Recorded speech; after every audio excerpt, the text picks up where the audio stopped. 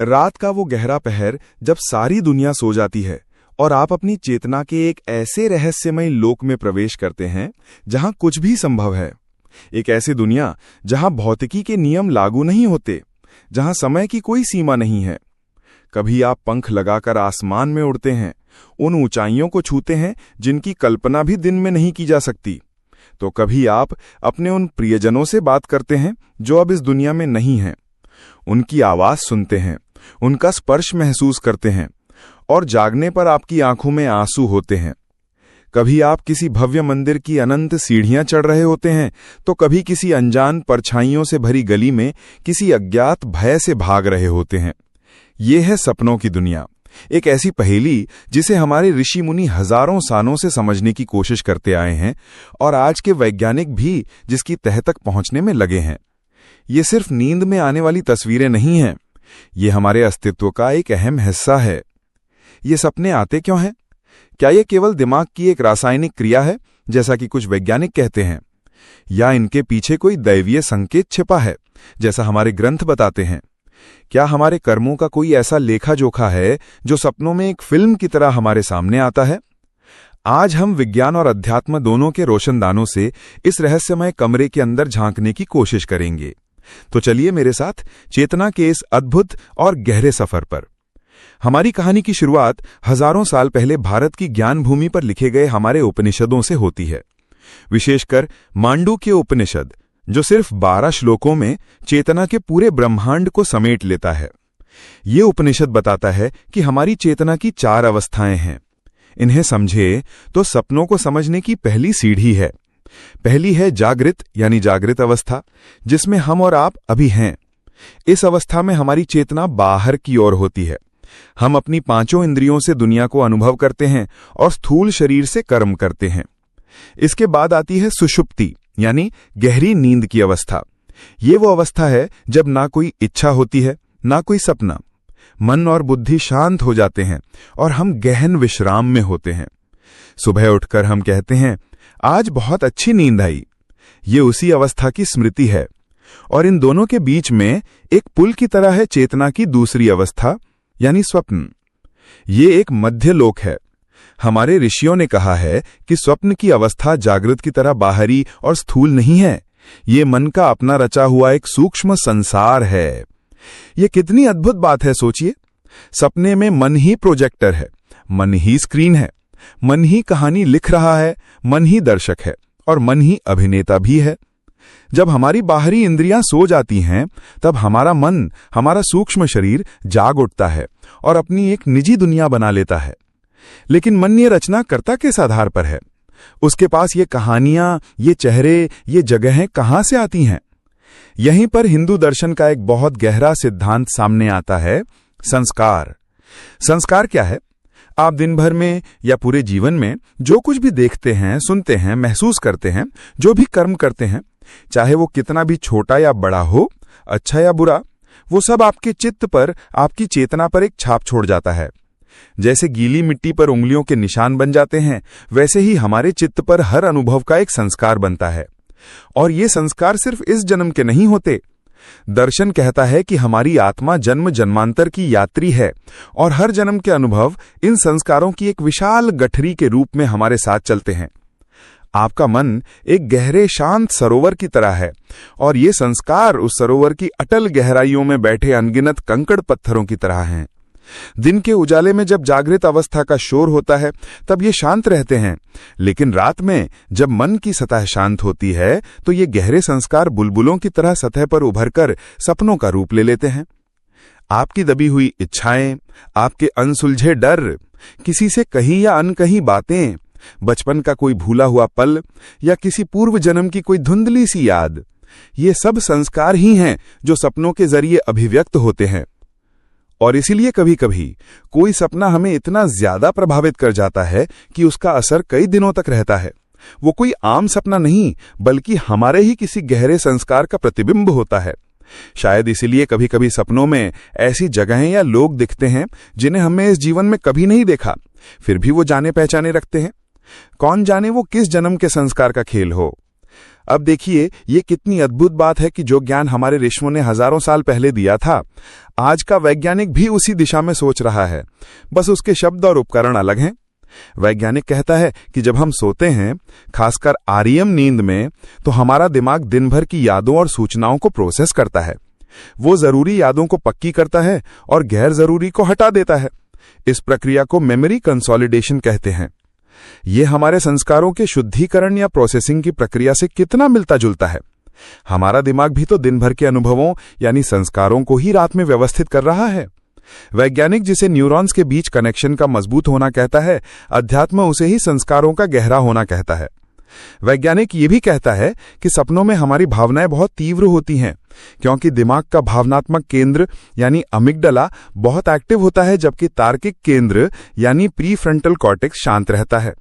हिंदू दर्शन भी यही कहता है कि सपने हमारी वासनाओं यानी गहरी इच्छाओं और भावनाओं का ही खेल है, जहां बुद्धि का नियंत्रण नहीं होता। वैज्ञानिक जिसे इमोशनल रेगुलेशन या भावनाओं का संतुलन बनाना कहता है, शायद वो हमारे मन का भावनात्मक बोझ हल्का करने की वही प्रक्रिया है जिसके बारे में हमारे शास्त्र बताते आए हैं। तो विज्ञान और अध्यात्म यहां दुश्मन नहीं, बल्कि एक ही सत्य तक पहुंचने के दो अलग अलग रास्ते हैं। एक मस्तिष्क की भाषा में बात कर रहा है और एक चेतना की भाषा में। लेकिन अब सबसे बड़ा सवाल उठता है कि क्या इन सपनों का कोई मतलब होता है? क्या ये हमें कोई संकेत देते हैं? इस विषय पर भारत में सदियों से एक पूरा शास्त्र मौजूद है, जिसे स्वप्न शास्त्र कहते हैं। ये शास्त्र स्वप्नों के प्रतीकों को समझने की कुंजी है। ये बताता है कि सपनों में दिखने वाली अलग अलग चीजों के क्या सांकेतिक अर्थ हो सकते हैं। इसके अनुसार हर सपना हमारे भविष्य, स्वास्थ्य या आने वाली किसी घटना का एक इशारा हो सकता है।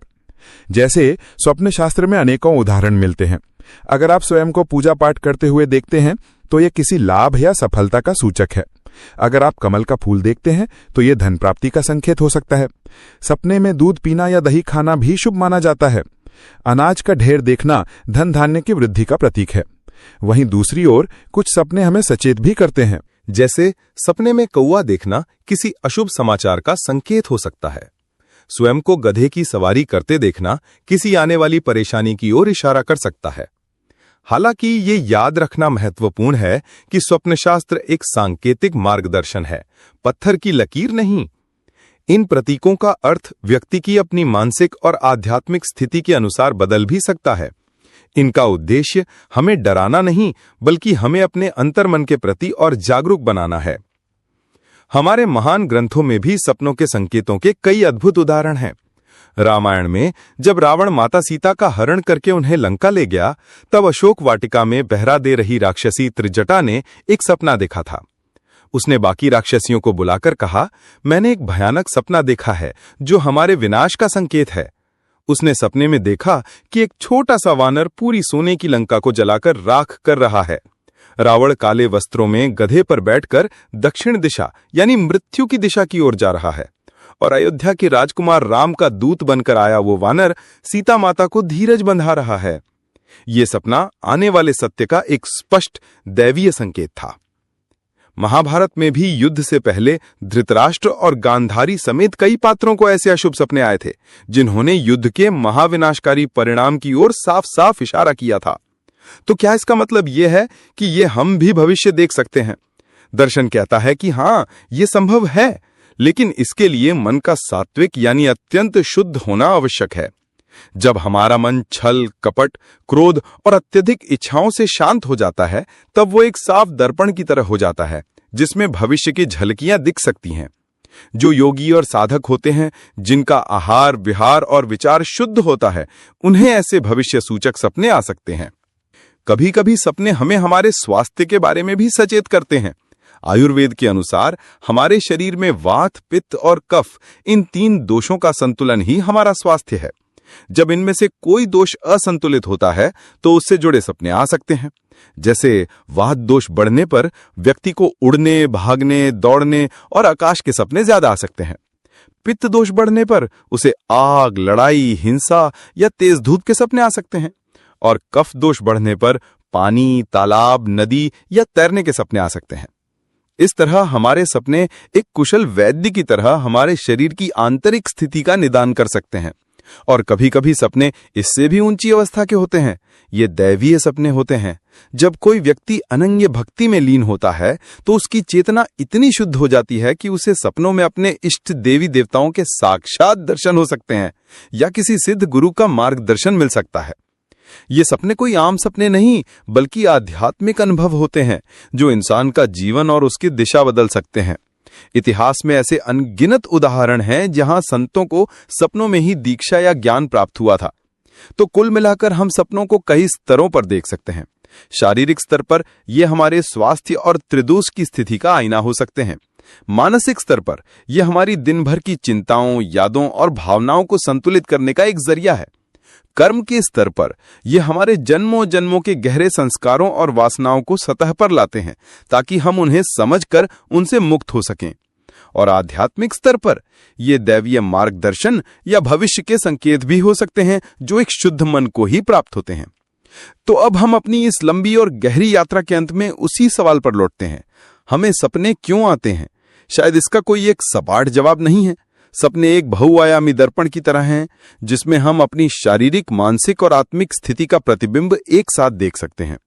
वो हमारे अचेतन मन की भाषा है, एक ऐसी भाषा जो सीधे सपाट शब्दों में नहीं बल्कि गहरे प्रतीकों और रहस्यमयी कहानियों में बात करती है। इस भाषा को समझना खुद को समझना है। अपने सपनों पर ध्यान देना अपने अंतर मन की आवाज सुनने जैसा है। वो आपको बताते हैं कि आपको कहां अपने स्वास्थ्य पर ध्यान देना है, कहां आपको अपनी भावनाओं को सुलझाने की जरूरत है और जीवन के मार्ग पर आपका अगला कदम क्या होना चाहिए। लेकिन हिंदू दर्शन हमें एक और आखिरी बात बताता है जो इस पूरे रहस्य का सार है। वो कहता है कि चेतना की 3 अवस्थाएं हैं, जागृत, स्वप्न और सुषुप्ति। लेकिन हमारा असली स्वरूप, हमारी आत्मा इन तीनों से परे है। वो है चेतना की 4थी अवस्था जिसे तुरीय कहते हैं। ये शुद्ध, शांत, आनंदमय चेतना की अवस्था है जो जागने को भी देखती है, स्वप्न को भी देखती है और गहरी नींद को भी देखती है।